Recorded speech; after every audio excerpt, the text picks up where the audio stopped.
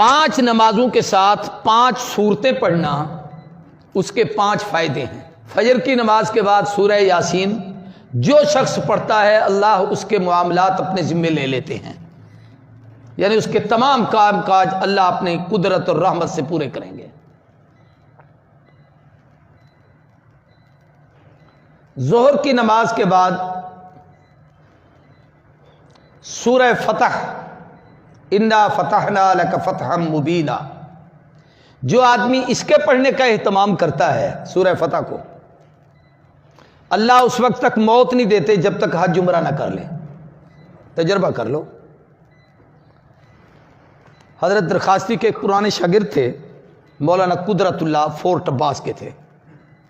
میں وہاں تقریر کرنے گیا، معذور تھے، ایک بازو ان کا نہیں تھا، یہاں سے کٹا ہوا تھا۔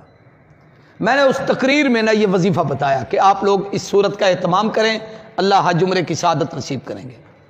وہ کہتے میرے دل میں بڑی امنگ تھی اور مجھے یہ تھا کہ بھئی اسباب بھی نہیں ہے، ایک چھوٹی سی فیکٹری میں ملازم تھے، 500-700 روپے تنخواہ تھی اس وقت۔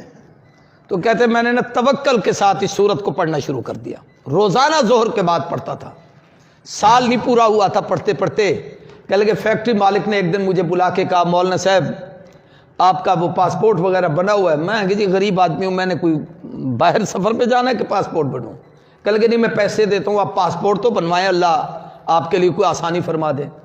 کہتے جی اس کے پیسوں سے میں نے پاسپورٹ بنوایا، اس نے مجھے پاسپورٹ لے کے جی ویزا لگوا دیا، خرچے بھی دیے، سفر خرچ بھی دیا، ٹکٹ بھی دیا، 10 روپے بھی میرے خرچ نہیں ہوئے، جیسے گیا تھا اسی طریقے سے سفر کر کے واپس آیا، بلکہ وہاں سے اللہ نے جو نعمتیں دی وہ بھی ساتھ لے کے آیا۔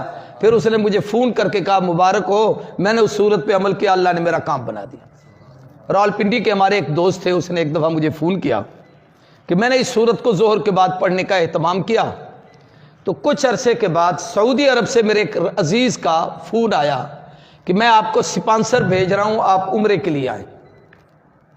تو میں پڑھتا تھا روزانہ اس صورت کو، اس کا پیغام آ گیا، میں نے تیاری کی، میں عمرے پہ چلا گیا، پیسہ اس نے بھیج دیا تھا۔ اس نے کہا میں نے خواب دیکھا کہ مجھے کوئی آدمی کہہ رہا ہے یار وہ تمہارا عزیز رشتہ دار ہے، غریب ہے، اس کی تمنا ہے، اللہ نے تجھے توفیق دی ہے تو اس کو عمرہ نہیں کراتا۔ اب وہ کوئی بزرگ مجھے کہہ رہا ہے، میں نہیں سمجھا وہ کون تھے، یہ اس نے وضاحت بھی نہیں کی۔ تو کہنے لگے اس نے وہ سپانسر بھیج دیا، میں عمرہ کر کے آ گیا۔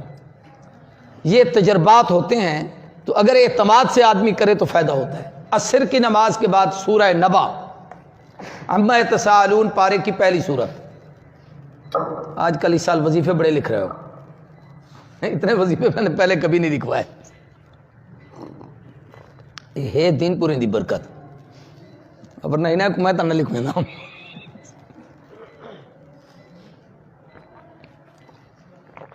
کچھ وظیفے میاں صاحب کے پاس بھی ہیں، وہ ان سے پوچھنا، جس کی شادی نہ ہو نا یہ تویز دیتے ہیں۔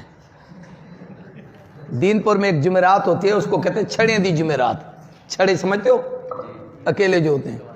اس رات اتنے لوگ جمع ہوتے ہیں جس کی حد نہیں، صبح کو لائن لگی ہوتی ہے، سب کو میاں صاحب نام پوچھ کے تویز لکھتے جاتے ہیں، دیتے جاتے ہیں، کام ہو جاتے ہیں۔ تویز کی تو پتہ نہیں اجازت دینا دیں میاں صاحب آپ کو، لیکن وہ یہ ہے کہ تویز لکھ دیں گے آپ کی شادی ہو جائے گی جن کی نہیں ہوئی۔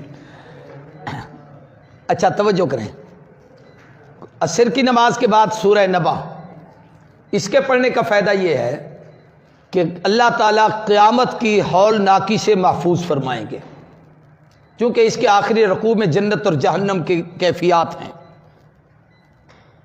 اور شروع میں اللہ کی توحید ہے ساری۔ مغرب کے بعد سورہ واقعہ رزق کی برکت کے لیے، عشاء کے بعد سورہ ملک قبر سے، عذاب قبر سے نجات کے لیے۔